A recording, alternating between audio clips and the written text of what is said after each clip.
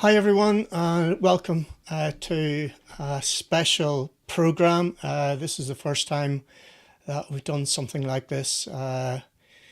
It's in the wake of what's happening in Ukraine, and really, my goal with this program is for those people who are interested in helping out a little bit more in the Ukraine side of things, just to share our experiences of being there and doing it with everyone and look at various ways in which, if you are interested in doing a little bit more, this is the opportunity, and this will hopefully steer you in the right direction for doing that. So that's the goal. And my involvement was last week, where together with a guy called Angus Watt, someone I've known, a lot of the people who normally watch my shows are motorsport background. Angus is someone I met through motorsport 25 years ago. So we went on a week-long trip, starting off in Vienna, up through the Czech Republic into Poland.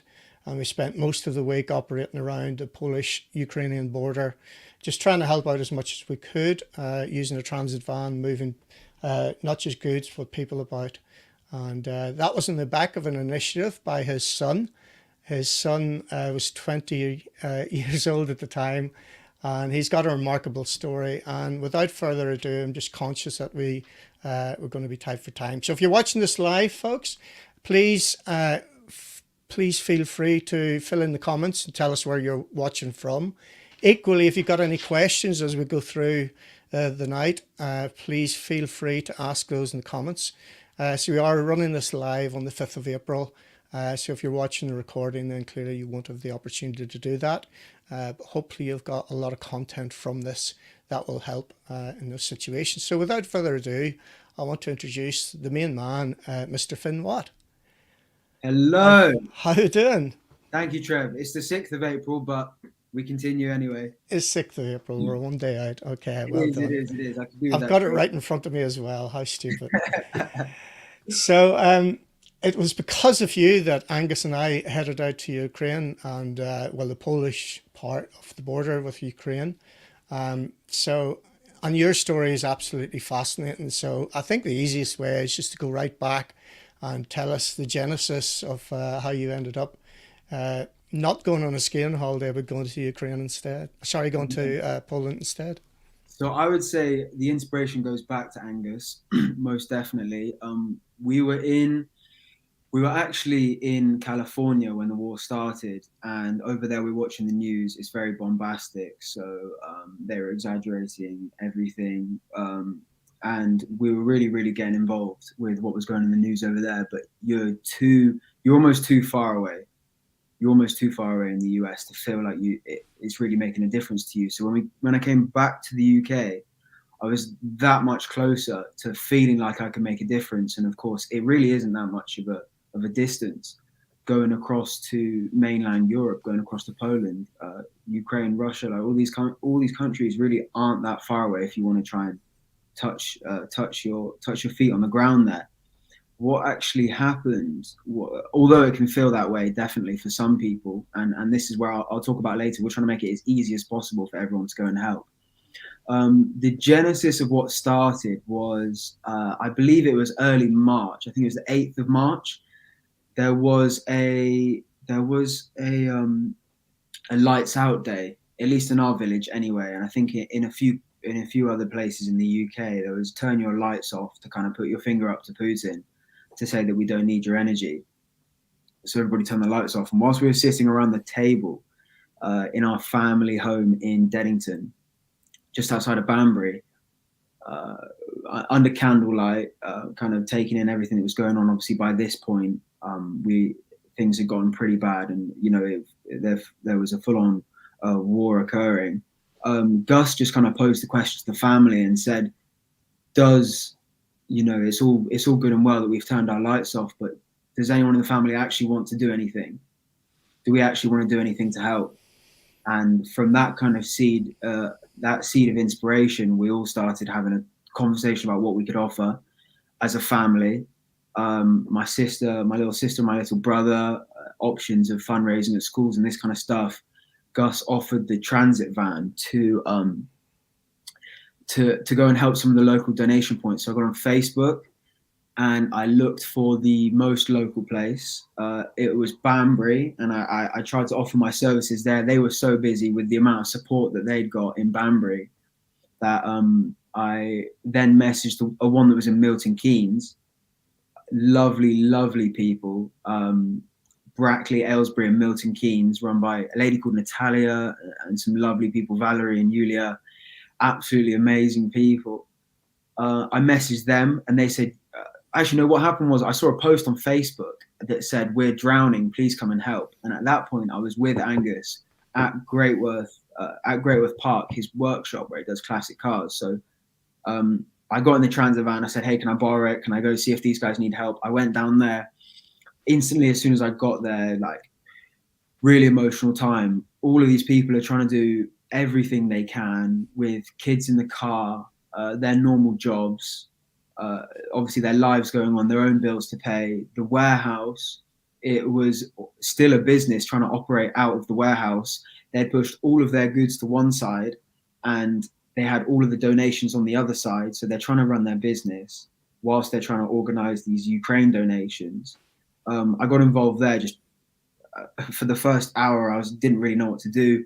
All of these people are still messaging their families that are in Ukraine or in Poland on the move, that have been displaced from their homes, and still putting in everything they could. And from that point, I really did get inspired, knowing that there was a lot that I had to offer, or at least a lot that I could try and give to these people, especially coming from the UK community. A lot of these people were Ukrainians who moved to the UK, and all of the people that I know in the UK, if I could try and get those people involved, I knew that a lot of support would be there.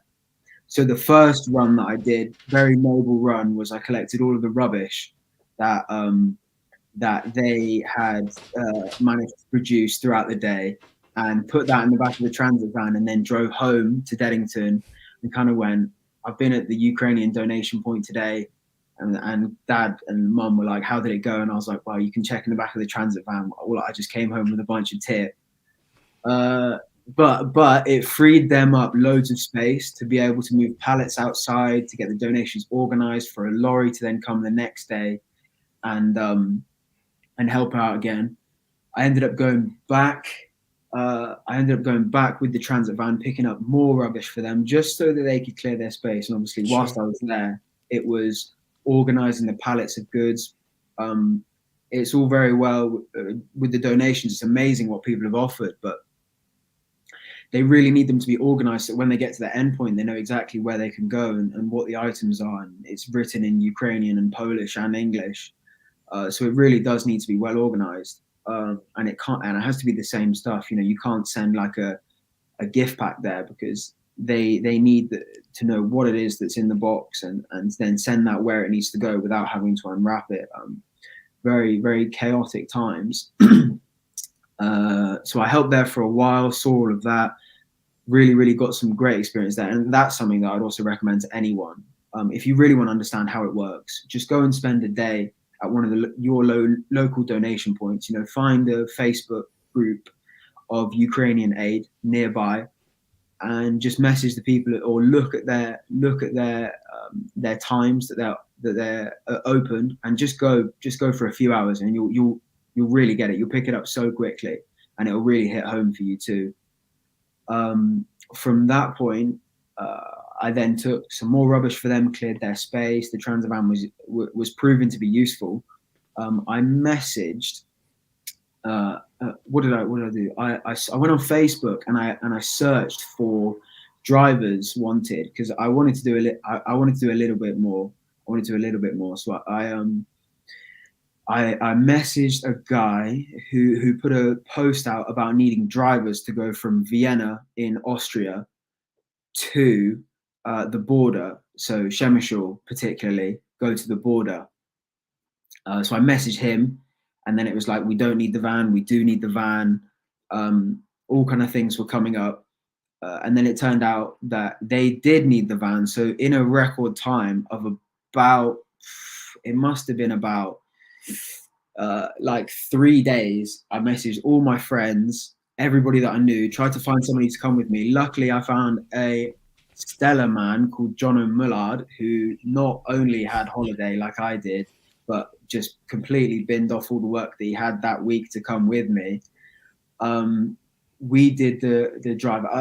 So it's been mentioned before. It was I had a skiing holiday booked that week because it was my birthday too.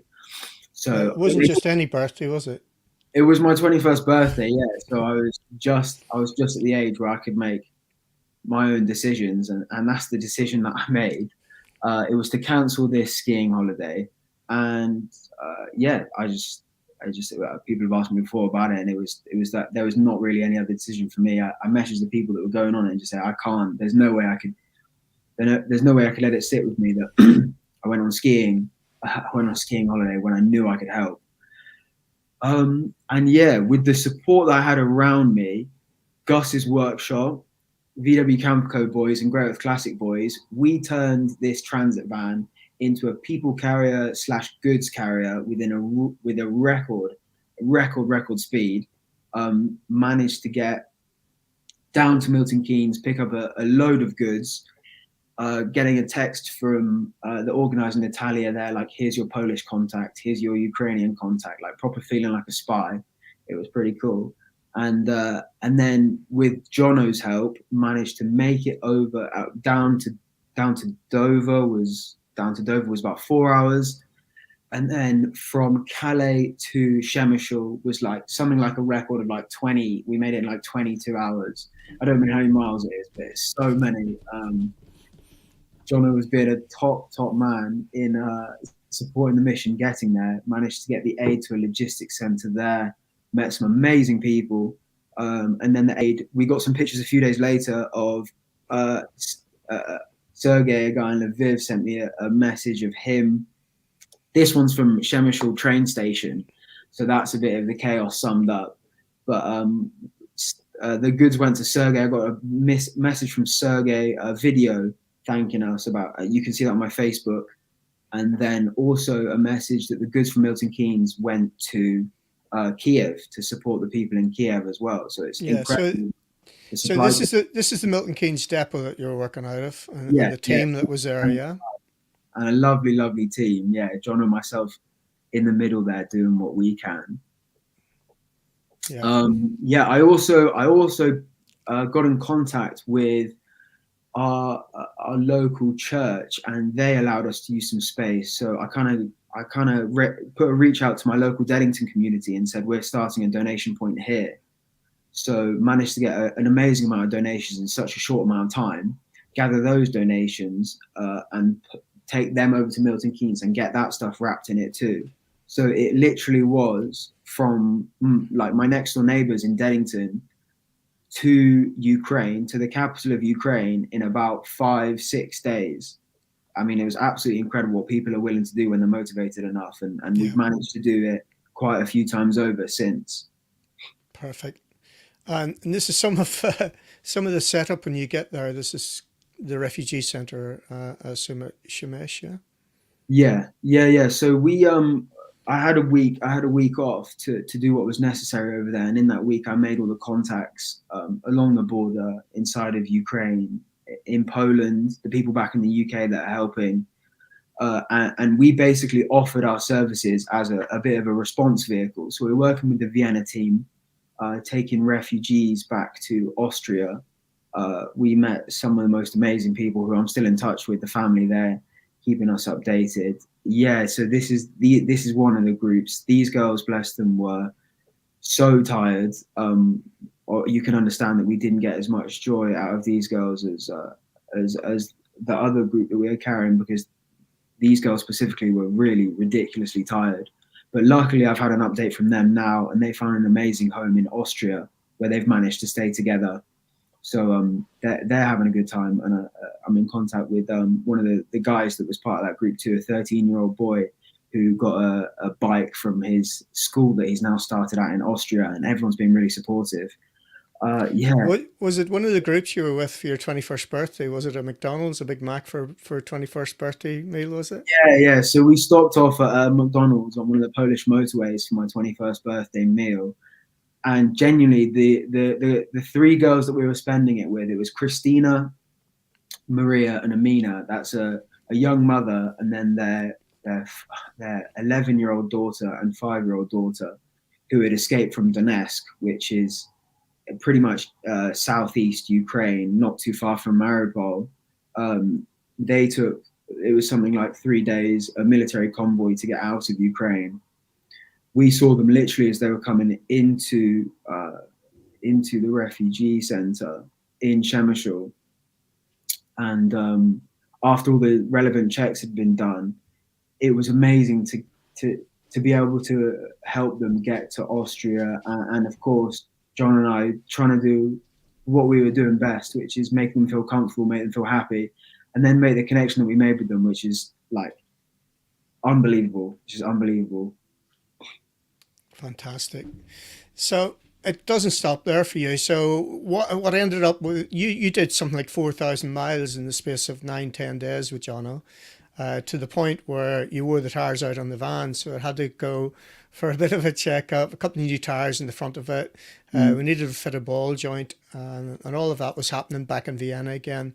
So when you dropped the van off, then Angus, your stepdad, and I flew out and picked the van up. And we'll probably bring Angus in then to start the next part of the story, and then we can. I just wanted to say it was by no means looking gorgeous, Dad. It was by no means a one-time thing.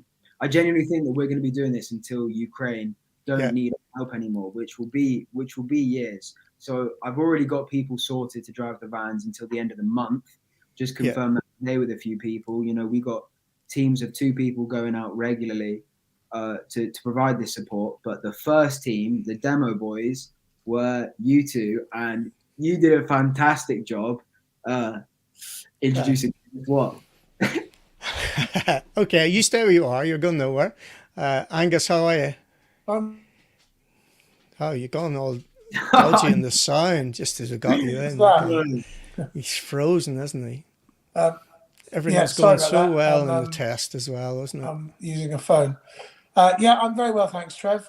Good to see you again. And it doesn't seem like 5 minutes ago. This isn't going well, is it? It's half of the house has gone streaming something. I think that's what's going on there. Yeah, it's one of the guys from work. It's actually George who's trying to call me there. Who's the guy that Fynn was supposed to go skiing with, and he went to Poland with his dad instead. Got you. Okay. So very proud of this boy then. Oh, extremely, yeah, of course. Absolutely. We're all very proud of him. Yeah. So you decided that you'd take up the mantle and go out and sort the van out and do a week yourself, and it made a load of sense for the two of us to do it together. Yeah, we've had a few adventures together, you and I. Done a few events together. We've done quite a lot of driving long distances, and it was very easy for anyone who's done a bit of motorsport, particularly a bit of rallying. Usually have spent some time dragging a car and a trailer across to an event somewhere, and all that goes with it. So it's pretty much second nature. Yeah. So I think after the groundwork that you did, Fynn, it was relatively easy with the context that you gave us. So we pitched up in Vienna, and we managed to meet up with the guys in the Vienna mission for Ukraine. We went on a road trip from Vienna up through the Czech Republic into Poland, and ended up picking up our first load of water, which was in Krakow, which we'll start to show you photos. In the meantime, welcome, and it's great to see it. Paul Glass, Ken Race, Jim Holder, Colin Clark, Antonia, all the motorsport people are here. Fantastic. Good to have you here. That's brilliant. Right. Okay. So I'm just going to fire up some photographs here. So this is the van that we were using. So reliably told it's a Mark 7 Transit, and we've got our little humanitarian appeal sticker on the side of it. What's fantastic about that is everywhere you go, people will wave at you, they sound their horns, you stop at motorway services, Ukrainian people are hugging you. It's incredible, just and especially Polish people as well. The one thing I don't want to leave out of this conversation is just how brilliant the Polish people have been and are being, because there's something like 2.5 million Ukrainians have flowed over the border.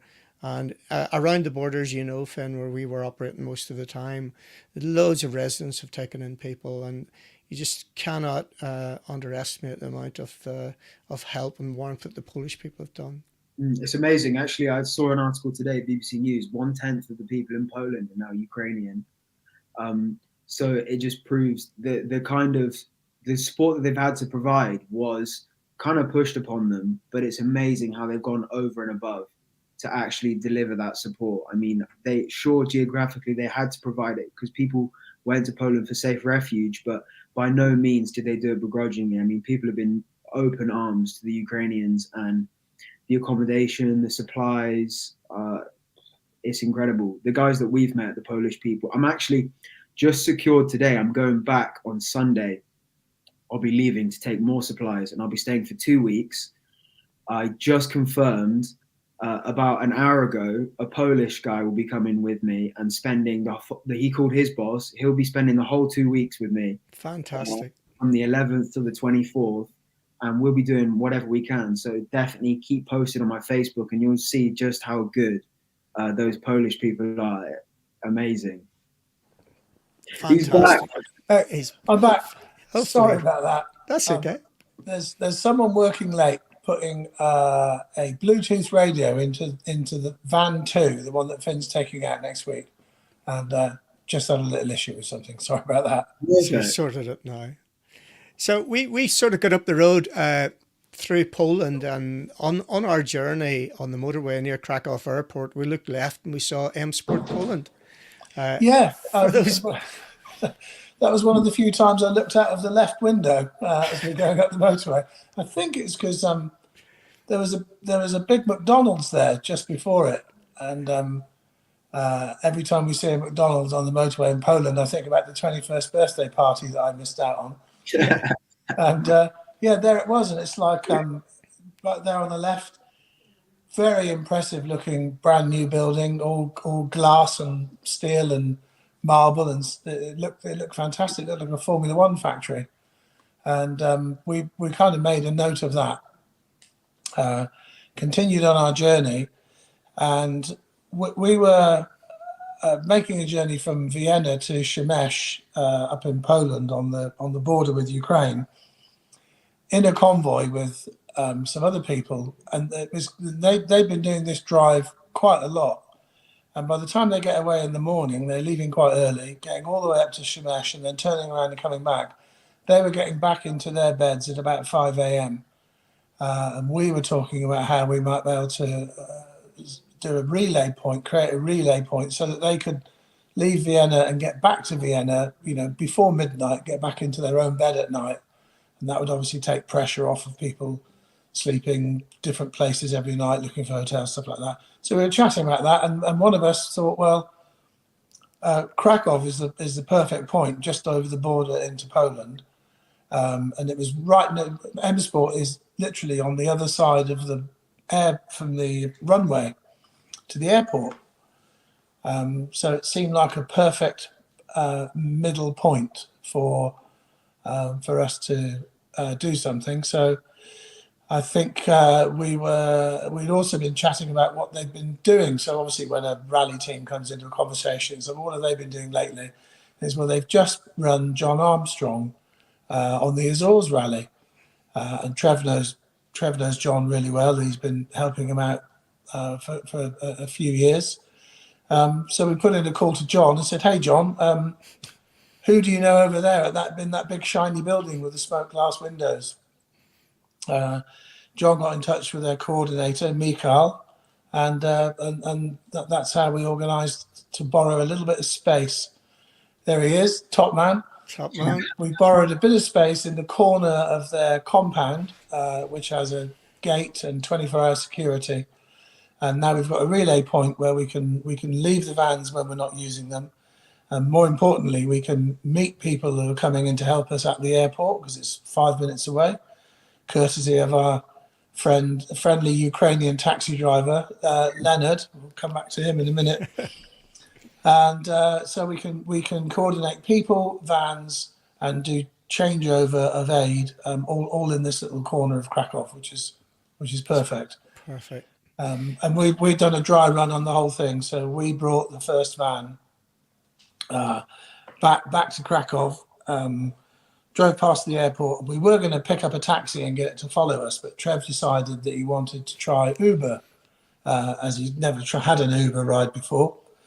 So he downloaded the Uber app as we were driving towards the yard over there, put all his details, and as soon as the wheels stopped turning, he because it's all geolocation, as you probably know, he pressed the button to order himself an Uber driver.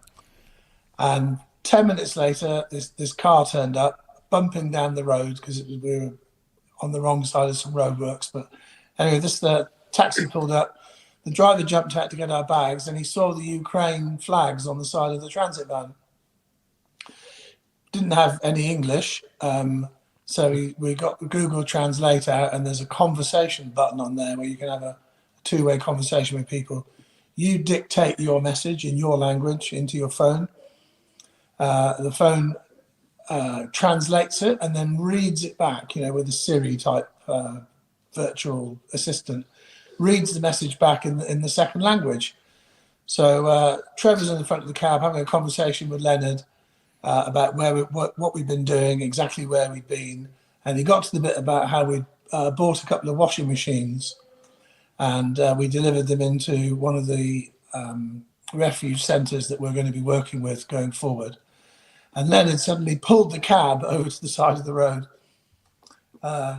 pretty much grabbed hold of the phone and said, pretty much, quote, "Washing machine good for woman. My friends need bulletproof vests." Yeah, we will be. We thought this was the end. We were going to the airport to fly home, and this was the last thing, the last reminder of exactly the horror that people are facing out of there, and what these people really need. The washing machines are making a huge difference, providing comfort and focus and a bit of normality for the women and children who are in these centres. But Leonard's friends really do need bulletproof vests. So there's a huge range of stuff that still needs to be carried out. When you see the news over the last couple of nights, and especially, it's just it's absolutely obscene what's happening there. That's why I wanted to follow on with that and just say that my whole approach to this event that's been going on, the war, is that you really can do something to help. You genuinely can, and there's no way I can prove it. Rather, like, apart from what I've done, you can look at that, and you can look at what these two boys have done, and what our team and everybody who works with us from the UK and is working from the UK will be doing over the next few months. You really, really can help. But of course, like the kind of images and the videos and the news that came out over the weekend about Busha in a region of Kiev, it is the kind of stuff that reminds you. It makes you feel hopeless. I want to remind you that you're not, but it does really hammer home about what's going on, and that your help is necessary, even if that is just providing humanitarian aid so that some other organizations can focus on helping out their fathers and their husbands who are in Ukraine and trying to liberate it and fight for freedom. Well said. Yeah, I'm just conscious of time, so we're half an hour in already, guys. Amazing how quick time goes.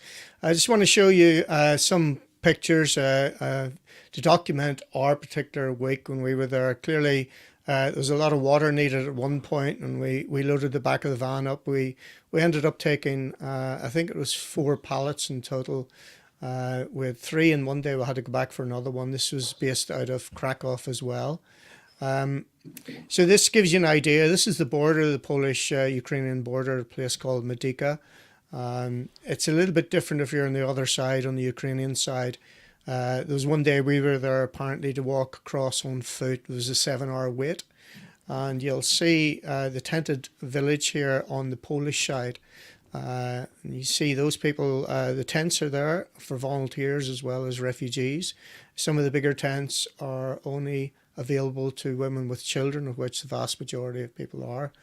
And those people who are on the border tell me that one of the worst sights is when you're there and you're actually seeing children being pulled off their dads when they're handed over. So, and this is the walkway through. I think I might have actually, I might have a little video of that as well. So this is the walkway. Hello. Thank you. Okay, thank you. Look good.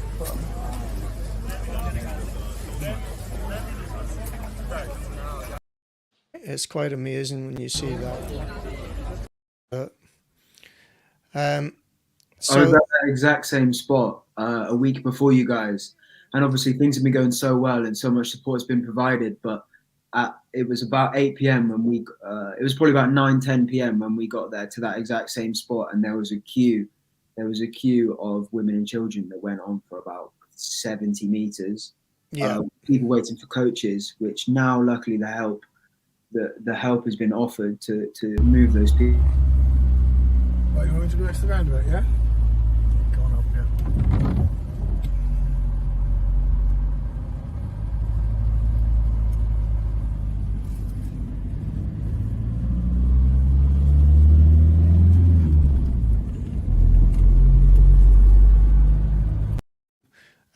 There were probably about 5 buses there, which is a plus now to get people in. Yeah, so that was it. Other things that we did, we got a call early morning that there was a lot of aid in Krakow outside the Sheraton Grand Hotel. The local coordinator's driver let him down, so we got an emergency call. So we had to dive off about 2 hours down to collect this. The pile on the left you see is medical aid, which was well covered and secured. The one on the right had a little bit of clothes, and you'll see some oranges here. So this is us loading it in. As I say, it was a last minute call to get that up to the refugee centre at Shemesh, and that was the plan that day. But planning everything from a co-driver perspective, you have to have your maps, don't you? And of course, Angus likes a good map as well. So this is a story of a Ukrainian lady who just met us at the services, and she explained to us where she was going with her friend from Krakow. They were doing 2 or 3 runs a week from Krakow to Lviv, which is an hour and 3/4 inside the Polish border. Sorry, inside the Ukrainian border. One of the jobs we got then was from a guy in London, actually, who coordinated it, was to go along to a school, if you want to tell that story, Angus. So there's a charity organisation which has been set up in, seems like 5 minutes flat, called Poland Welcomes. And these are some Polish friends and business people who've got together to try and temporarily house as many women and children as they can. I think they had about 500 when we met them. They set themselves a target of 2,000. And they've taken on a couple of disused schools because Poland has developed enormously in the last 20 years, and they've built new schools in towns and villages, and there are still a fair few Soviet-era buildings around which have been semi-derelict for a decade or so. And these people have got these buildings, and they're already packed with refugees, and at the same time they're trying to fix them up and make them a bit more habitable. So we arrived at one of them, was sort of quite I think it's dark blue, isn't it, Trev? It's quite a forbidding looking place, but there are lots and lots of people working there on smartening it up. First thing we noticed, as you always do when you're in a foreign country and you see your own registration number on a vehicle, there was a plumber's van there. I think they were from Hampshire, plumbing company. And there was a couple of guys in there had driven out there to see what they could do to help, taken all their tools with them. And this building had, I think they said 8 toilets that didn't work, and they'd been around and fixed all the toilets. There was another van there from Italy, I think it was. There were some people that arrived in that van, and they were working on some of the kitchen stuff. All sorts going on. Anyway, they asked us if we'd go to their other centre and collect a fridge, because they were short of fridges. So we went to the other centre. When we got there, there was a girl there, was it Julie, American girl, who was looking after, it must have been 150 people all on her own. And we said, we've come to collect a fridge. And she said, well, I don't really know much about this, but you know what's going on. And we realised that they obviously didn't have enough fridges, so we said, well, why don't we just go and get them a fridge? Finn's raising money. This is Finn's fundraising is what a lot of this is about. Those funds were used to buy a fridge, and we bought 2 washing machines while we were at it. And that's a direct action. You know, the money goes into the bank. People like you, people who are watching this broadcast now, we go to an electrical centre, buy it, take it there, and the guys from Hampshire plumb it in. It's direct aid, direct action. Your donations doing something immediately, making an immediate difference instead of, you know, we didn't really see. I don't know about you guys, but I didn't see much of the major charities that are normally asking for donations on the TV whenever there's a crisis anywhere in the world, and didn't really. I'm sure they're working maybe in the bigger cities, but we didn't really see any sign of them. So it's not like there's a lack of scope. There's plenty of places to go and just do small things like that to help. And we took the fridge and took a washing machine to each place, took the fridge to where it was wanted.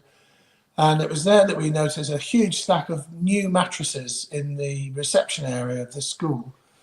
And there are mattresses all down the corridors and all in the rooms where people are sleeping. But this big pile of mattresses couldn't be used because there's no more space on the floor for them. So we said, looks like you need bunk bed frames here, guys. So our the next thing that we want to acquire, obviously we're going to work with the people who are already getting aid and stuff in and out, but we now want to buy some bunk bed frames. And we've been looking at suppliers in the UK and also suppliers in Poland to see if we can gather up about 100 bunk bed frames and take them back to the school, and then they can deploy the other mattresses that they already have. And also each bunk bed unit kind of becomes a little family unit. They're typically one or 2 children and their mother, and they can use a set of bunk beds between them. And we've noticed that the kids are sort of getting spare blankets and hanging them under to make a little den, you know, to make a sort of enclosure, which is exactly what Fynn used to do when he was 7 or 8 years old. He used to make a den in his bunk bed with his brother. And I think it gives them a little bit more security and a bit of feeling that they've got their own space. So that's an important thing that we're working on this week. Fantastic. Brilliant. The last load, I suppose, you should talk about briefly as well, Angus, our last run up to the border and what we were carrying there, because that was interesting. So we had our last load of aid. We were to take up to what was that? Near Shelm. Near Shelm. Helm, yeah. So we had a mission to take it over the border and then hand it over to a team of Ukrainian people who are waiting on the other side. And it's a proper mission, isn't it? It's a proper written out spec. It looks like a movement schedule for a rally. All the contacts are on there, who's going where they're staying, which vehicle. Very, very well organised. Most of that consignment was medical aid. It was cooled insulin. It was insulin in cool boxes. It was 2-way radios, walkie-talkies, and in a big box somewhere is a satellite receiver broadcast piece of broadcast equipment, which hooks up to Elon Musk's Starlink system, which some of you may have read in the news. The Prime Minister of Ukraine sent a tweet. I think it's a tweet. I don't use Twitter myself. He sent a message, an open message to Elon Musk, and said, we can really use your Starlink system because we haven't got any internet out here. All the communications have been destroyed. And he got a message back sometime afterwards saying, okay, it's done. We'll reposition our satellites over Ukraine so that you can build yourself a wireless network. And that's where this dish was headed. And it's being used to control drones, which we believe are being used to identify people who've been injured in combat, and they might be sort of in no man's land, and before they send rescue teams out to retrieve them, they can sweep the area from the sky and see if there are any enemy, well, that's any Russian forces, looking to Yeah. spring a trap on them. And what I like about it was that particular mission as well, you've got that, but also the insulin. We got a message back to say we're kept informed of where it is and where it's transported. We know that a lot of that insulin's in Odessa now, which is one of the ports where it's going to be in the news, I think, a little bit more. So it's actually getting to the people that need it on the back of our little bit just by ferrying it 3.5 hours up to the border. And when we got we were going to cross the border, but when they got there, a new curfew had just been announced a couple of hours before, which was coming into effect, I think, at 10 p.m. And we worked out that 10 p.m. we would have been in between the two border towns in the middle of Ukraine, when we would have to switch all the lights off and pull across the side of the road. Yeah. And we didn't think that was probably a practical idea. Plus, we didn't know how long the cool boxes would keep going for with the blue blocks in them. Yeah. So it was rearranged that we dropped them off at I guess a little safe house just right on the border, and then they had a freezer full of blue blocks, and they swapped them all, and then they went over the next day. Fantastic. Guys, I'm just conscious we need to probably wrap this part of it up. I've got someone waiting as well in the background, Richard Hogg, who has another been hero. 240-foot, another hero. Yeah. But before we do that, I just want to show a couple of videos going back to, again, the Poland Welcomes Project. So the first place that we went to, there was a lovely lady there called Julie Spurczynski, I think is her surname. She's actually was there for a week.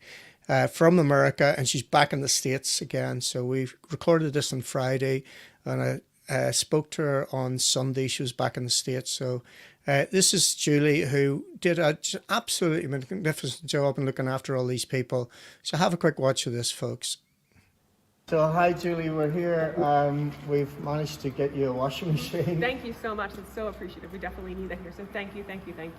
Just so people who've contributed to this know and generically what this place is all about and what the organisation is all about, if you could just give us a quick overview. So currently right now we have 104 people currently here. We have 48 beds available. And we're here to help and to service, mothers and children in need that are basically coming up from Ukraine, and we're giving them shelter. We're giving them warm food. We're giving them a life and safety. And that's a beautiful thing. Just walking about here, everybody seems to be very upbeat considering the severity of the situation that we're in. Is that a general vibe that you get? Yes and no. I mean, I think the Ukrainian women are extremely strong individuals. And also too, they have kids, so they can't show their emotions and their feelings. Right now, it's not about them, it's about their families and their children and making sure that they're happy, healthy, and safe. That's the biggest thing, And also too, in a communal setting, you have kids that, are meeting and becoming friends, And I think also the other part of it too is they realize they're not alone in the situation, and that creates camaraderie. These women, they make food, for, breakfast and dinner. This morning I got potato pancakes, and that's a sign that, I'm welcome here, which is a huge honor, by these Ukrainian women. I feel fortunate and blessed to be able to help out. Right now what's really needed is funds. That's the biggest thing, to make sure that there's, hot water, electricity, bathroom, all those, essentials. That's the biggest thing that is really needed at this point in time. Besides things like the washers and dryers that, or the washers that you guys are so kindly donating to us, the refrigerators. We also need bunk beds. We need to make sure that these kids, when they come, they land here, they have a soft place to land. And that's the biggest thing. So thank you all for donating your time, your talents, your love. That is the biggest thing. These people, they thank you from the bottom of their hearts. So thank you. We appreciate it. That's lovely. We certainly got a good idea now what you need. Yeah. When we came here yesterday for the first time, it's mind-boggling. We're outside and there's a little girl with a scooter, and she scooted past me and she stopped and she handed me the scooter. Yeah. And it's just like a big smile, and it's just, and you come in and you see everybody from the outside working together. Yeah. It's just great. Yeah. Yeah, I mean, it's one of those things where you see these kids and they're looking for love and laughter. They love hugs. They love to come in and give you hugs in the morning, and then they want sweets, which we're not giving them until after lunch. And then if they want any other sweets, we have to make sure that they're brushing their teeth 2 times a day. But these kids, they just want to be, you know, they want to continue to be loved, and they want to feel safe and security, and their whole world is uprooted. You know, I can send you a picture of what their rooms look like. You know, I feel right now it's not for their safety, I guess you can say. Yeah. You know, I think it's one thing that I'll send you that picture. But the rooms, basically, you know, it's bunk beds, and then they have blankets kind of corning over top, almost like a fort. And that's their safety, and that's all they have. And I could imagine if you had 60 seconds to leave, what would you take with you? Would you take your documents, your, you know, your kids' toys, your clothes, you know, your pets, you know, like what, literally, what do you take with you? And how much courage do you have to have in order to literally pick your family up, say goodbye to your husbands, your fathers, your grandfathers, board a train sometimes for 48 to 72 hours in order to get, you know, outside of Ukraine, and then find a place to stay and find safety for your family. That's a huge undertaking that no one ever thought would have had to happen, you know, and now it's a reality. So the big thing is, what can we do to help them make sure that they have all their needs met?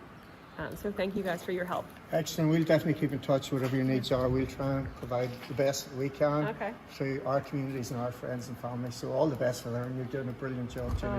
Just watching Thank these you kids so is much. great. I'm only here for a week, but you know, it's one of those things where I'll be back in June. So you know, any questions you guys have, I'm still going to be keeping in touch with everyone. So feel free to, well, you know, let me know also too, and if you have any questions. But you know, also too, Camille he's the man behind the brilliance of this place, him and Patrick. They are incredible, amazing human beings who have opened their hearts, their time, their talents to making this place just, you know, these places incredible. So thank you. Thanks for that. What I hadn't noticed before, you see the little guys in the windows behind looking out and being very inquisitive. What was going on there was they're only allowed their scooters in the yard that we were filming in.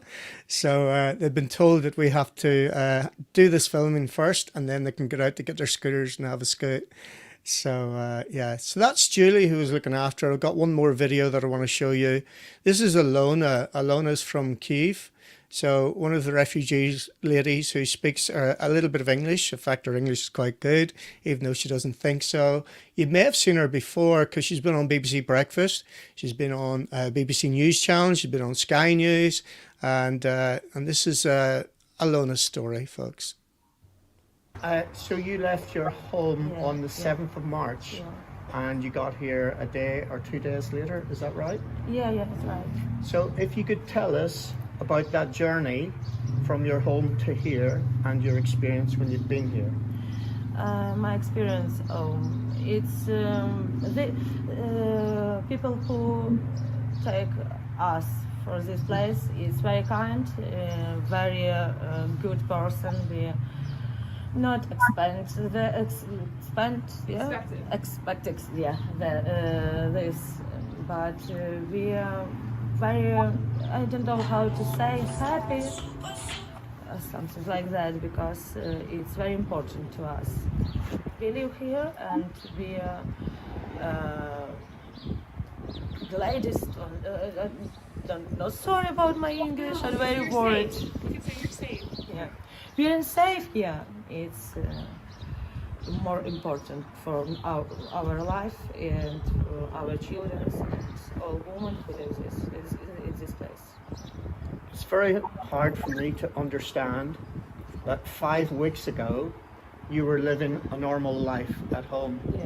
What was your normal life? We have a peace. We have just normal life. And we don't expect this horrible situation, this war, this crazy war and crazy people, that they will. That we are not expected with such country, and somebody wants to kill us, kill our people, our children's, and destroy our country. We really don't expect this. It's very horrible. I hope that this war will be stopped it little not days. Yeah, a short time. Yeah, short time. I very hope, and we hope this. From the moment you decided that you had to leave your home, how do you decide what you're going to take with you? We don't decide anything because my daughter very cry and ask me about this. Mom, come on, go away from this. I'm scared. I want to go everywhere, not be in this place because. Not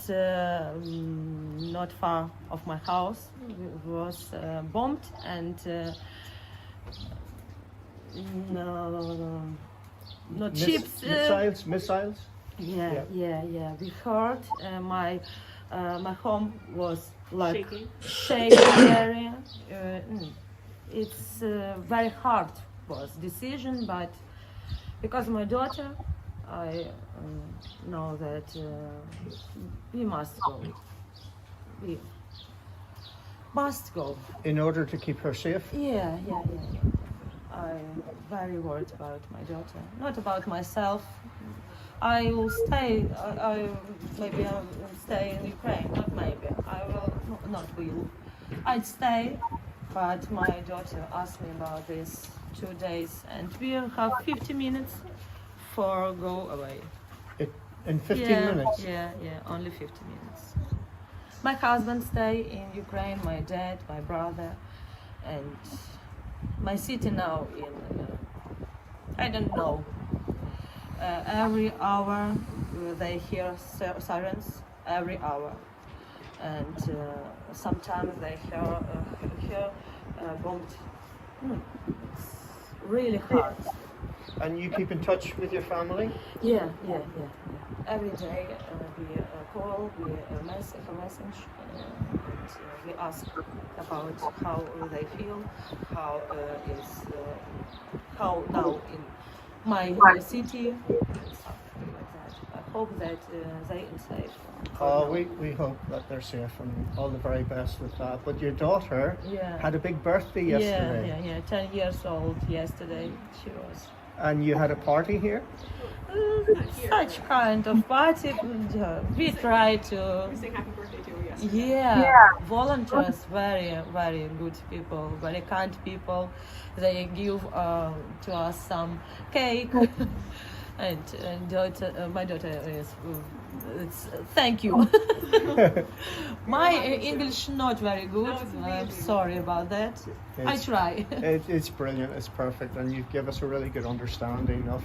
It's lovely for us to know that you feel safe here.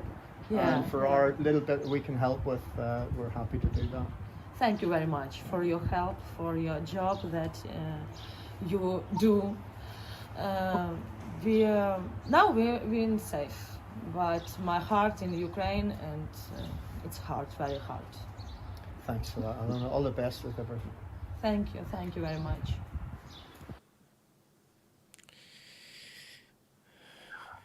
Yeah, it brings it all home, doesn't it? Yeah. When you watch it. Yeah, what a lovely lady. They're such strong people, though. Everyone that I've met, really managing to keep it together. But you can't, and that's why I've been trying to put together the kind of support that we've managed to create now, is because we need to make things as easy as possible for the people there, because you can't expect somebody to make a rational decision when they're hearing that their hometown or their home city is being bombed, whilst they're trying to make some kind of decision or some kind of life-changing, go down some kind of route. Their cities and their towns are being bombed, and their brothers and their husbands and fathers are still there. We just need to do what we can, really. Right. From your perspective then, Fynn, how can people help? So first off, we've got your email address here, which I'll put up at the bottom. Yeah, so at the moment, of course, the location that is behind Trevor and Julia and that Ukrainian lady in the video as well, we'll be sending people there, so volunteers there. I was speaking to the organizers, Camille, who you guys have met as well, and Joanna. They're happy to accept as many people as they can. They're looking for handymen, of course, sparkies and carpenters, plumbers, these kind of people, but also just those to volunteer. We've got a girl who's graduated from Oxford University going out later this week, who messaged me earlier today. She's going to be going out spending a week there. I'm going to be there for the next 2 weeks. Women are so important as well, because it adds a layer of trust that just can't really be reached with a man. I mean, young women going out there to support and to offer the help. Obviously, the empathy that the girls have that are helping is incredible, and it makes a real difference. Of course, like Julia said, people can normally only spend 1 week doing something, and it genuinely is enough. If you have any time, my Facebook as well is my name, which you might be able to see on the screen. If you contact me on Facebook, if you friend me, or if you follow me or send me an email, maybe I can't help you. Most likely I can help you directly help with what we're trying to help with this hostel and the other support networks that we've got, the aid centers in Krakow, in Przemysl, in Chelm, in Vienna. We'll be sending drivers out to drive our vans. We've got 2 vans that'll be in Eastern Europe now. They really, you really can help. If you want to contact me, you can go through my Facebook, which is on the screen there. And if I can't help you help directly, I will be able to get you to somebody who will be able to organize your efforts. One of the things recently was a supply chain of 4 mobile phones that left Milton Keynes today, probably have just landed in France. Went from one of my uncles to Jono, who went out with me on the first trip, then picked up by my mother, and then went to Milton Keynes to be collected by Danny, who's now driving to the border. And then they'll be picked up by a guy that will take them to Lviv, and then another guy that will take them to Kiev. Things like that. Like, you could just be one person in that supply chain doing a little favor, but have been instrumental in making sure that we can get, these specific mobile phones will be for like husbands, fathers, and brothers to stay in touch with their families and let them know they're okay. But it could be aid.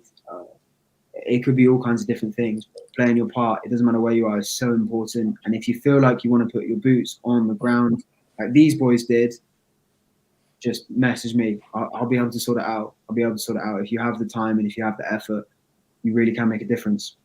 Okay. Couple of things, housekeeping here. Angus, you can have a think about how you want to wrap up. So we've got Lindsay Shaw has sent this message. She just wants to say she's been sending money via Western Union to a family in Kyiv, but Western Union are charging interest. So she sends €50 a week and they charge €7 interest. She helped another lady who fled to Italy, who could not find work. She flew Sunday to Cork. I sent her €150 to help. Certain, but an Irish airline charged full price for ticket. This is what we're up against. Yeah, so discounts for Ukraine. You need to specify that you're sending the money over from euros, and they're going to receive it in UAH, which is, I think it's pronounced Hryvnia, is the Ukrainian currency. If you specify that the receiver receives it in Ukrainian currency, there won't be any charges and it'll go through instantly. I did this 2 days ago, and the lady that I sent it to in Lviv, she's actually not in Lviv now. She's gone. Where is she? She's near Ternopil, a bit deeper into Ukraine, because that's where family members were. You need to specify that you send it in Ukrainian currency, and it will go there free of charge and as soon as possible. But if you need any help with that or any specific other questions, I've lost the sound though. please reach out to me. Angus, are you still there? Can you hear us? We can hear you and the dog and mum as well. We can hear everyone. Okay, we'll drop him out for a second. We'll come back in. Please reach out to me. I'll be able to help. Brilliant. I use both as well. I use Google Maps and Waze. Not at the same time, but I use the mix of both. Waze is good though, very good. Angus had a fantastic modem that we used in the van, and we had internet the whole way. I prefer Google Maps. Angus prefers Apple Maps, so we sort of had an argument, and I always won, really, at the end when I needed it. Not really. See, he can't defend himself now. Let's see if we can get him back in. Can you hear us, and can we hear you? Technical difficulties. Right. We can't. He can't hear us. He can't hear us, but we can hear him. Okay, we'll top him out. I've got no sound. Fantastic. I'm sure he'd something wonderful to say at the end, but we'll leave him there. Fynn, just to wrap up then, anything, I think we've covered most things. I'm just conscious we need to get Richard, and he's been very patient and waiting there. Last thoughts before you go? No, apart from the fact that if you want to help, please reach out to me. I can direct your efforts. I've got a lot of people now who are saying that they wanted to go over, or they want to go over, or they want to help locally, but they just don't know what to do. I'd be so happy to direct your efforts, even if it's just sending me the initial message, which is hello, so I know that you're willing to help. You can do that through Facebook, or you can send me an email. And then from there, we can work out how exactly you can help best in your area. I'm connected with people all over the UK, aid centres, which you could volunteer at. If you want to fly over, if you want to start a fundraiser, if you have crocheting skills and could knit a Ukrainian flag, a bunch of little ones, and then sell them, raise money.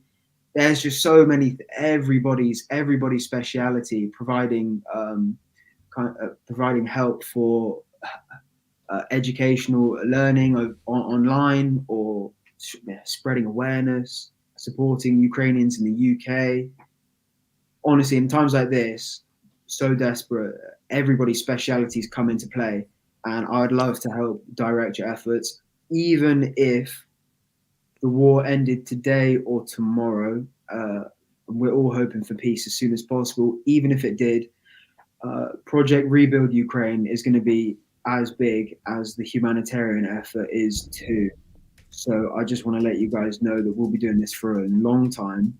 They're going to need our help for the next indefinite future, and we'll be there to supply it. So if you guys keep on supporting me and are willing to provide your time and your effort and your resources, we really can help these people, like the refugees that we've helped so far, the guests that you saw that Trevor interviewed, normal people like you and me. Yeah, they could really do with the help. Thank you. Brilliant. Okay, well done. So enjoy your trip. Well, it's not enjoyable, of course. Have a successful trip when you go out. It's always very hard to find adjectives, and people ask you, as something that Angus and I were talking about, how your trip was, and as expected, or maybe successful, are the terms that I've started to use. Let's see if we can get him back in. He's gone out and he's come back in. Can you hear us? Hey, there he is. Wow. Thanks, man. So, yeah, it's interesting. Successful is a good word, because we're trying to help as much as we can. But of course, Jono and I had to do regular hugs to keep it grounded, because it's literally like just Bicester or Oxford or London, like these people. Yeah, absolutely brilliant.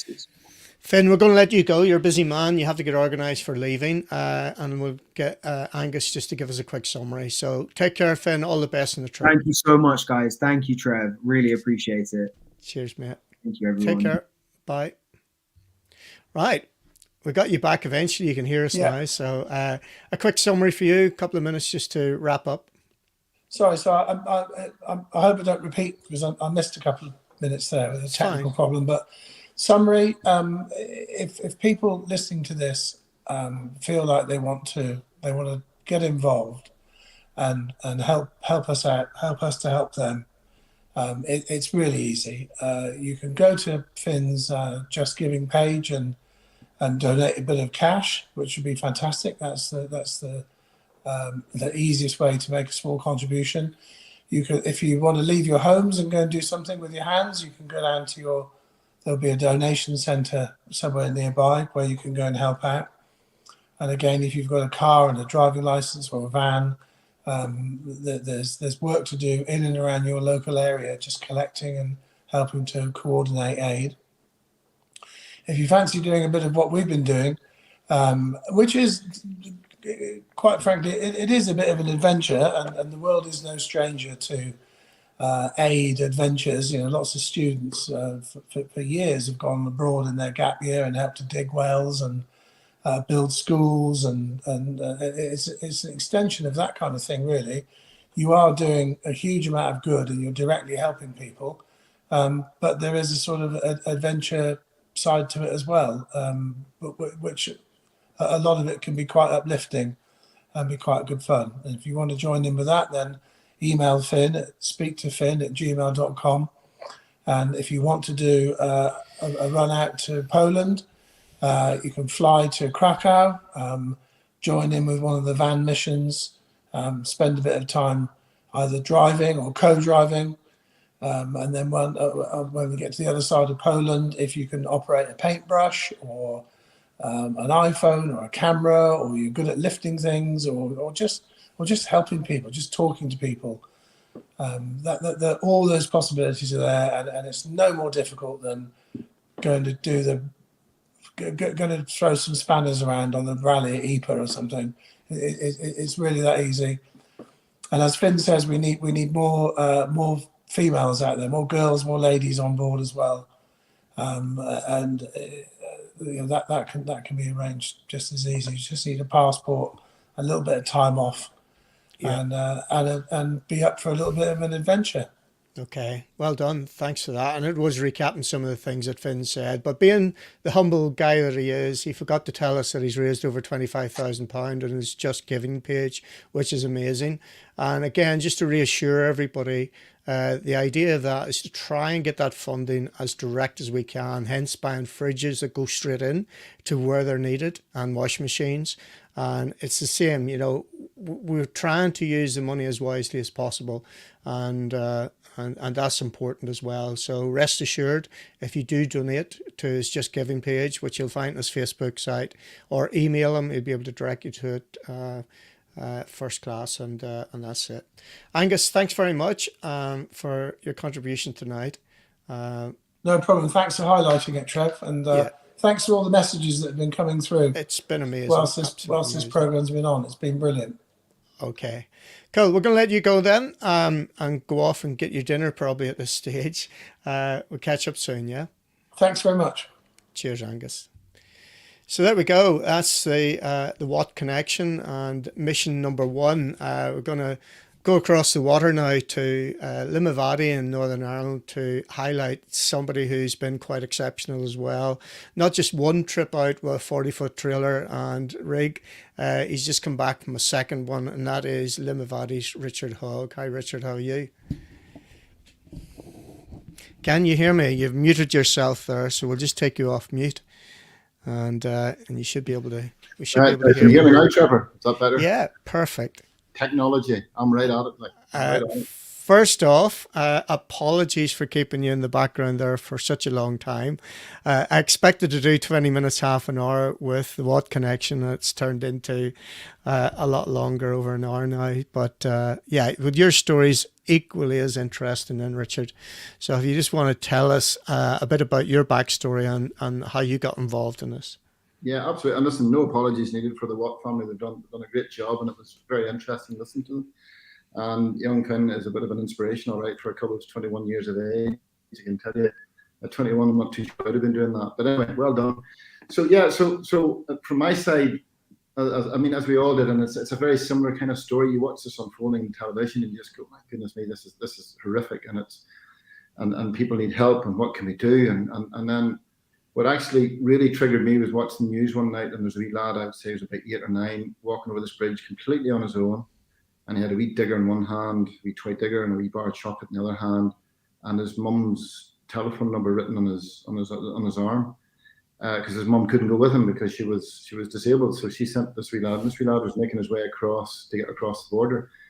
And I just looked at it, and I just fell apart, and I said, I've got to do something. I can't just sit about doing nothing. We have to try and do something. So there was a guy that does some haulage for us, a guy called from Bell Transport, and he was taking some aid out, or just about to take some aid out on a 40-foot. And I said, look, I'm going to pay for your diesel. He says, no, you're not. You're going to take it away next week. And I said, oh, okay, fair enough. That'll do me. I'm your man. So I haven't driven a lorry in years. I haven't had a license. I haven't flipping driven a lorry in years. So all great things. I'd organised with renting work. They were going to give me a truck for free, a big brand new demonstrator, Actoris, big brute of a thing. And the trailer and all was organised and was parked up. And all good things, of course. The lorry was to arrive in from Heysham on the Friday afternoon, so I'd have it on Saturday morning to get organised to go off on the Sunday morning. They didn't ship it on the boat, so it didn't arrive. And for goodness sake! So then it had to be driven up to Stranraer. So it arrived in on Saturday night at 11 o'clock, and I didn't see it. Filled it with diesel. And then, and on Sunday morning, I left the house. And remember the really stormy morning about 2-3 weeks ago, that big storm came through? Oh, yeah. That was the day, right? So, you picked a good one. Oh, perfect. Couldn't be any better. So I went over. I hadn't even seen this bloody thing, right? And I landed and got a set of keys and I opened it up and it's like a freaking spaceship inside. And I was, for fuck's sake, like, and the wind was blowing, the whole thing was doing this. And I had the cub with me in that first run, and he's owns 20, a bit like Fynn, that same sort of, go get him sort of thing, and no fear, no nothing. And so we head off down the road anyway, and we took a battering across on this trip. We took a battering across on the Conryan boat. I said, this boat's not going to run.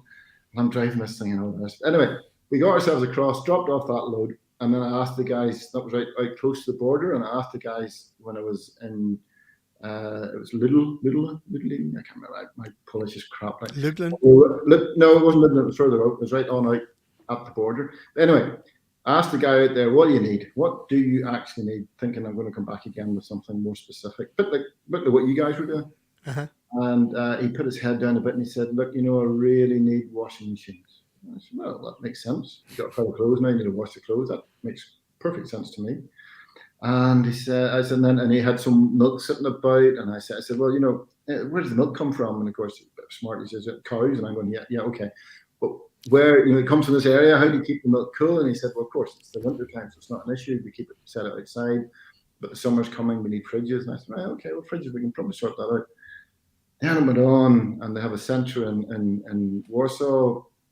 They don't have a forklift, so when stuff was coming out, they were handballing off. I said, well, then you need a forklift. Then you need a couple of generators, and then you need some medical stuff. So eventually, after about an hour chatting with the guy, I got a good list of exactly what he was looking for. So came home and started off then. It took a week or week and a half to find the equipment that we needed to take out. And I mean, the people over here have been extraordinary. Mattresses was another one. So the local companies over here have been fantastic. A forklift. It was donated by Carried Off Forklift, or Davy Greer. I'm sure anybody that's into motorsport listening to this. There she is. What a star on the screen. There she is, boy, in Warsaw. It's unbelievable. And then we got donated 80 brand new mattresses from Balmoral. The guys that make the mattresses up outside. Yeah, well, they're not in that load, but they were on top of that load. They did the crammed in. And fridges and washing machines came from local guys. And then I got a pallet of medical. Yeah, up to the right hand side, you see the washing machines, and the fridges are in the middle. Mm-hmm. And that pile to the left there beside the ladder, that's the medical equipment. There are resuscitators in there, a couple of iron lungs, and all sorts of stuff. And it was a really, really good pallet of stuff. Mm-hmm. And then we topped it out with mattresses, and off I set again on my own this time, last Friday morning. And it's a bit lonely on your own, I have to say. Heading across Europe. Yeah, that's the truck. Yeah, great truck. By the way, got a Scania this time. I'm now going to start up as a journalist, Trevor, talking about lorries and about I am your man.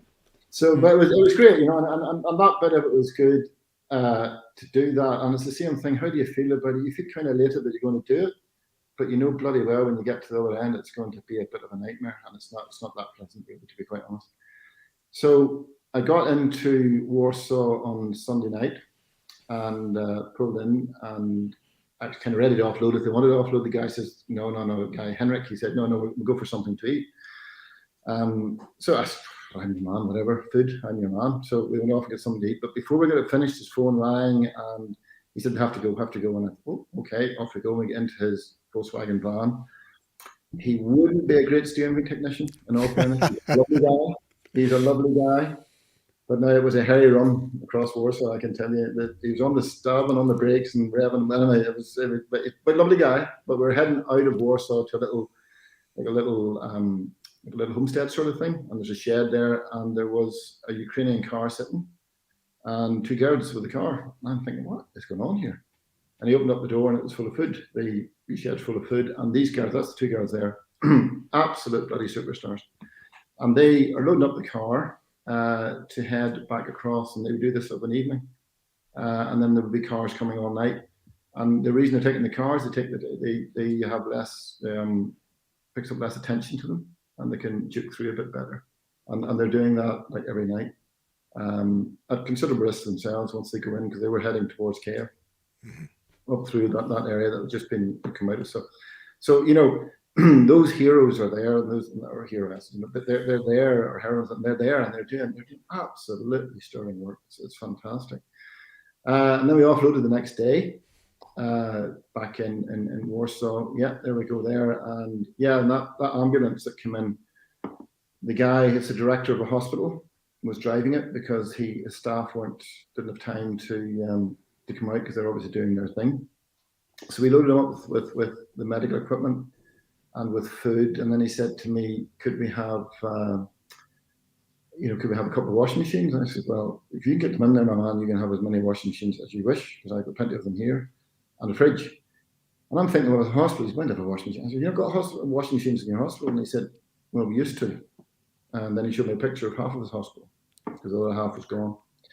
It's horrific, you know, and it's just horrific. And just looking at that thing, it's just horrific. And you know what makes it even worse, Trevor? And I don't want to be too sad about all this, but this is the reality of what's going on out here. It's a mental health hospital. It's not you're on a mill. So, you know, you can imagine the trauma that the people are looking after those people that are in that mental. I mean, they're not getting the proper drugs or anything. It's all just horrific. But as Fynn and Angus properly say, you know, that everybody does a little bit. You can help, and things will come along. So the other thing that we were doing then, that full 40-foot load didn't even touch the warehouse. There were small vans, like Vico vans with box vans, and all that stuff was loaded into those vans and was gone within 3 hours. And these guys were heading back into Ukraine with that stuff, which was, from an organizational point of view, I thought was just fantastic how they did that. And the guys, and they're talking about flak jackets. Angus was talking about flak jackets. I had the opportunity of getting a pallet of flak jackets. Funny enough, over here, I could get some. Well, they're not needed now, and just not required apparently now. But okay. I had a guy offered me a pallet, and then I thought, I'm not taking flak jackets, because if you get nipped with the customs or something, I mean, they're going to say, well, what's that? And of course, it is humanitarian, but you just kind of think it's not. And one of the drivers, now these guys are driving these Vico box lorries, right, or wee box trucks. You wouldn't want to be falling out with them, I can tell you. They're tight looking bucks, all of them, you know, nice guys, give you a bit of a hug and all the rest, a tight hug, and you go, oh, geez, but you wouldn't want to be falling out with them. And one of the guys was in a fairly fresh Sprinter one, and I kept talking to him. His English was quite good, and I said, yeah, it's a nice van. Yeah, my last van is not so good. I said, oh, right, what happened to it? And so he showed me a picture, and it was holes outside the bloody thing. And he was wearing a flak jacket, and there's 2 pings just here. So, you know, and he's heading back to go and do the same thing over again, and he just does it over and over, and this is what they're doing, and it's continuous. And so they need the stuff to do that, but food's a big thing at the moment. So it's and then one of the other things we did as well, I didn't give any pictures of this here, I didn't want pictures of the kids, but there's a refugee centre with the mums and the kids. But similar to what you guys were doing. It's the same, and I suspect they're doing that right along the border everywhere. This is going on a lot, and it's great, and it's heartwarming to watch it. But Melissa, my wife, sent me off with some toys and chocolate and stuff. She said, "Look, when you get out there, give that to the kids." And I said, "Oh, absolutely, of course." And there's nothing like a kid to break their heart, and you know, bring tear to a stone. But most of the kids came in and they grabbed all their stuff, and it was fantastic. And I thought, this is great. Yeah. There's one wee girl would not let go of her mum's leg, and I thought, what the hell, what's wrong here with this people?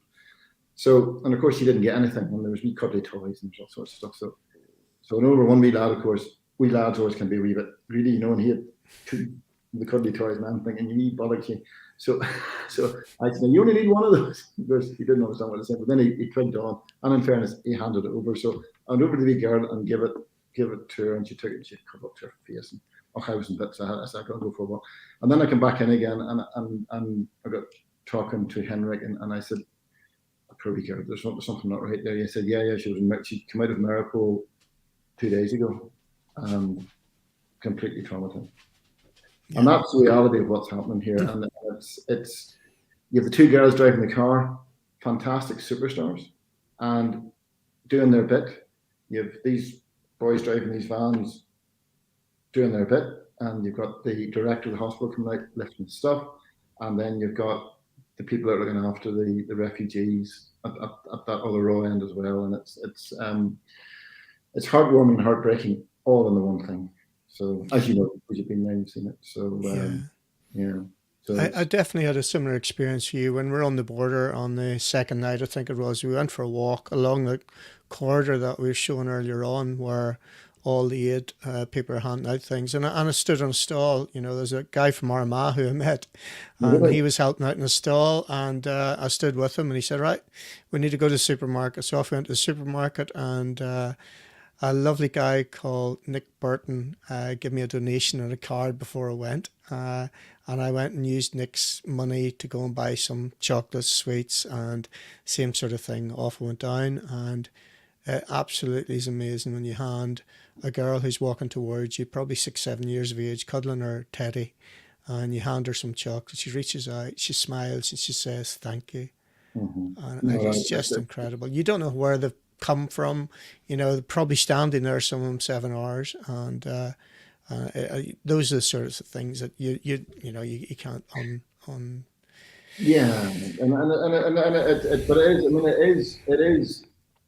it is highly emotional, and I think that people need to be prepared if they're going out. If you've got a heart at all, you need to be well prepped before you go out. I wouldn't just go out too much off the cuff and try to do this stuff without being well prepped. And you need to have people with you, I think.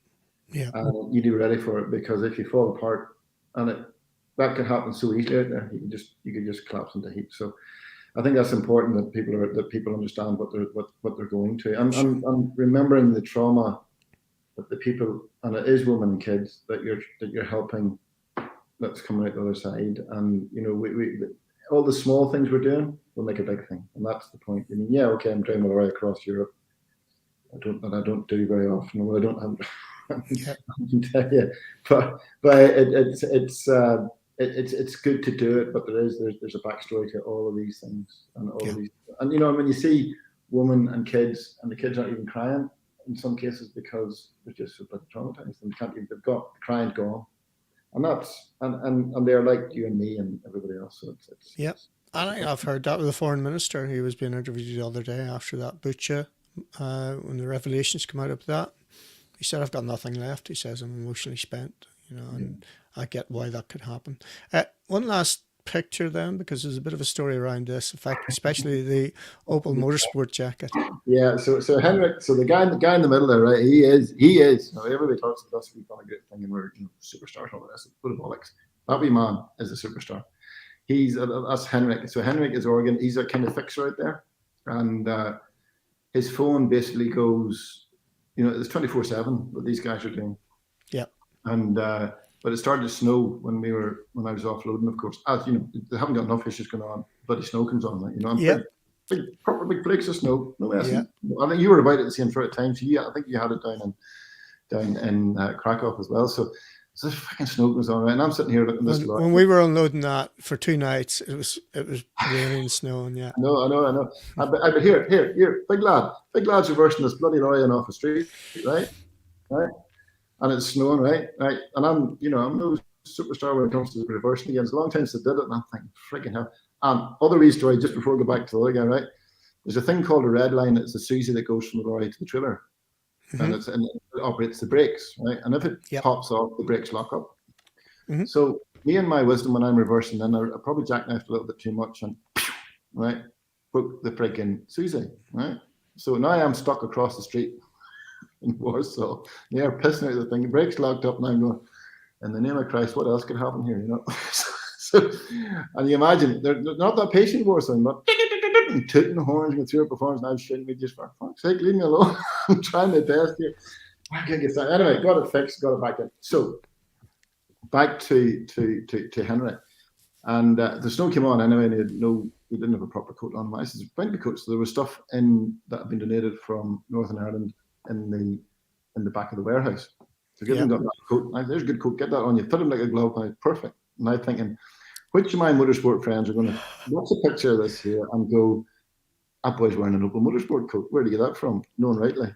So of course, that motorsport coat came from Northern Ireland then? Oh, absolutely, yeah. I didn't know that. I didn't make it. Yeah. So DG's the boy. He picked it up. Davy Greer. He picked it up and sent me a text and says, "Where did the boy get the Opel motorsport?" And I said, "I knew you'd be the man."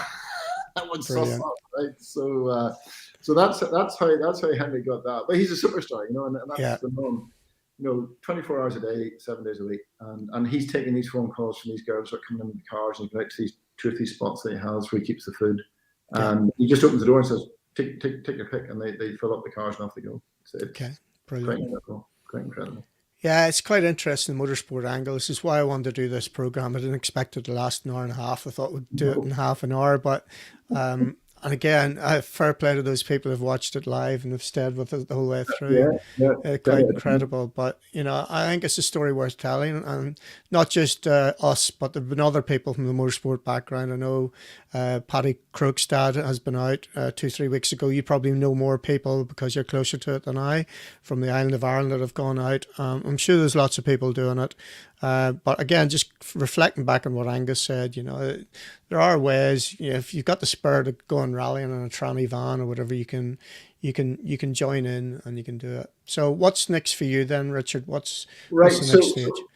So I think we need to change the tack a little bit. So we can't continue to drag food across Europe, and I mean, and it's close but it's far. Do you know what I mean? So it's not that far away in reality, but when you drive it, it's a good run. So what we're looking at here is doing something quite similar to what you guys are doing down there in the south of England, and that's looking at setting up some sort of a FundMe page. I haven't just got that bit yet, and then we're going to try and control that from here. And then when Henrik or Thomas, who are the 2 fixers down there, need food, they'll go and order the food from the wholesaler or wherever, and we'll pay the wholesaler directly, and then they'll lift the food and take it and distribute it.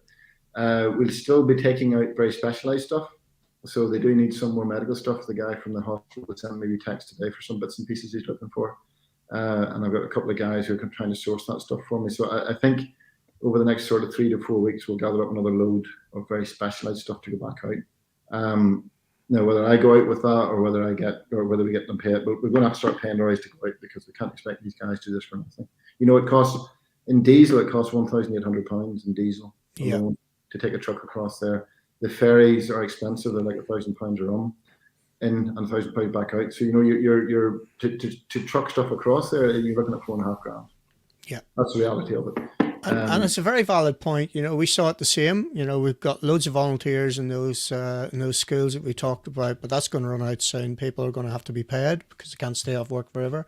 But equally, the energy bills. The second school that we went to, the one that are extending from, I think they're trying to extend it out to 500 mothers and children. The gas bill for that apparently is £15,000 a month. So, and it's incredible. So there is going to be a need definitely for cash moving forward. And again, how we do that is going to be a different way of looking at it. And I think, Trevor, the other thing to say as well is, it is that part of the world, and there's no point in beating about the bush. There is quite a bit of corruption out there. Yeah. And these sort of disasters will the worst people in the world will appear and try to milk it, and they're already doing that.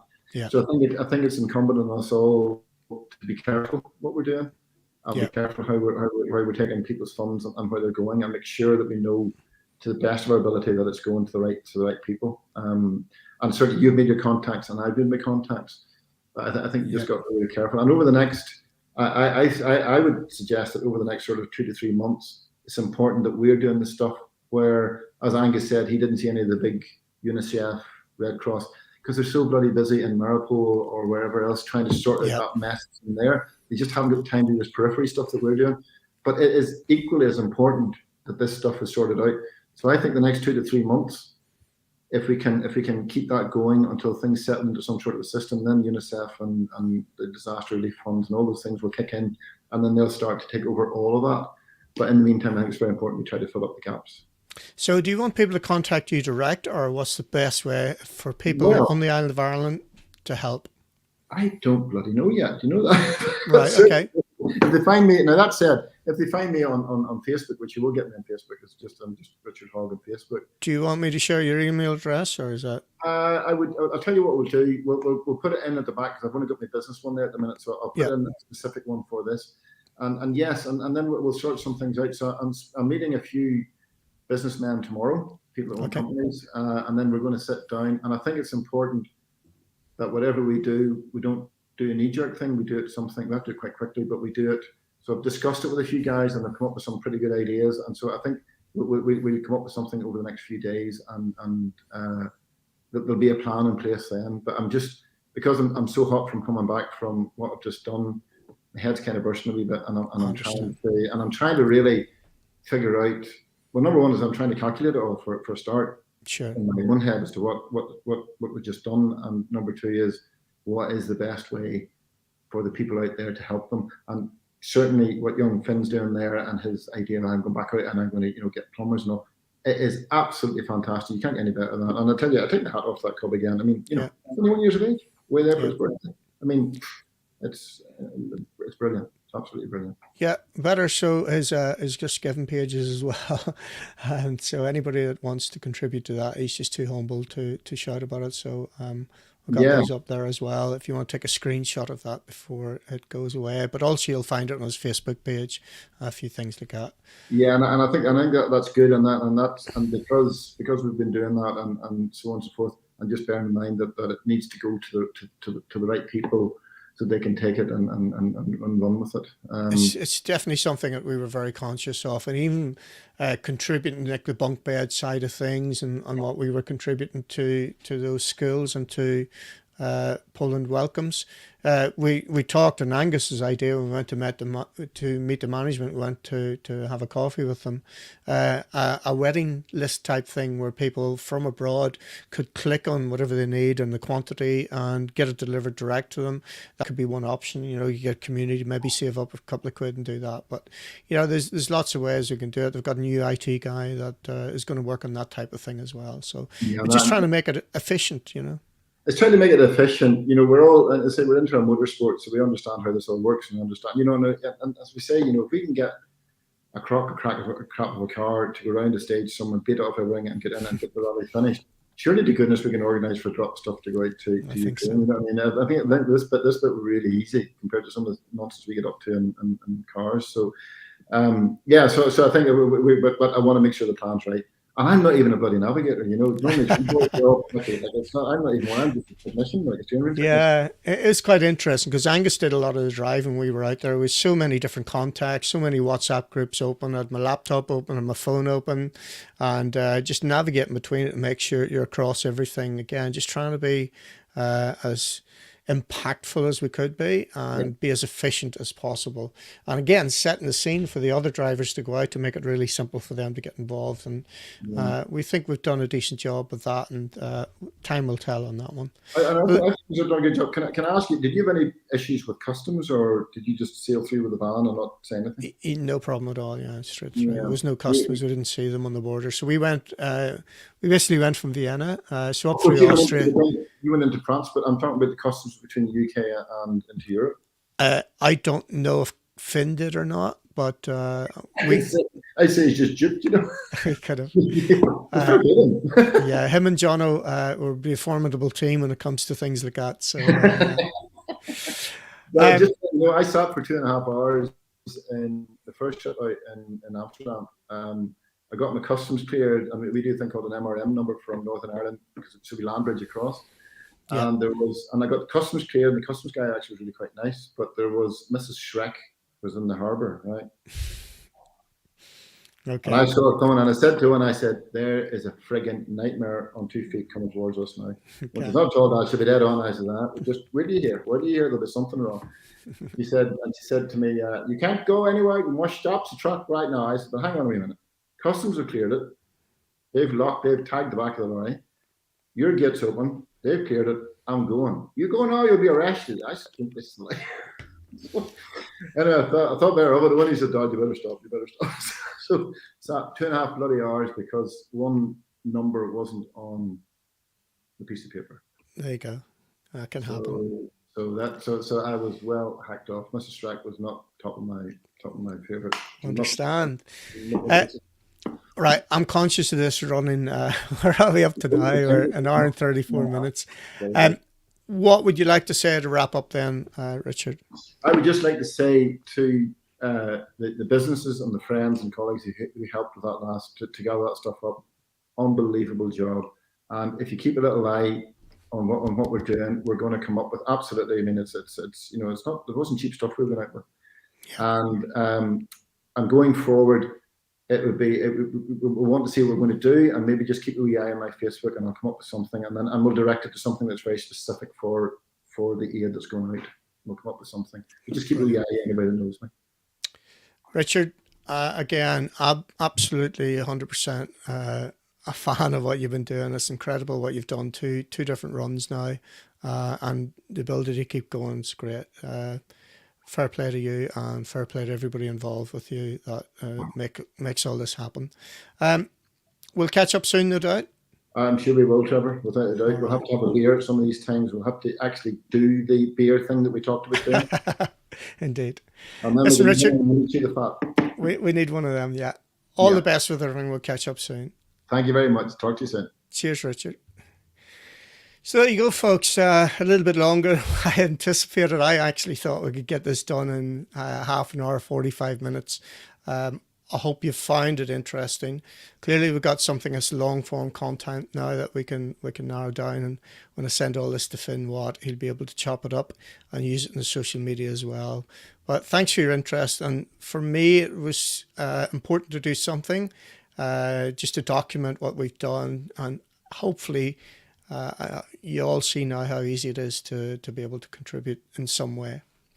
That's it for me, folks. Until the next time on here, wherever we see you, take care.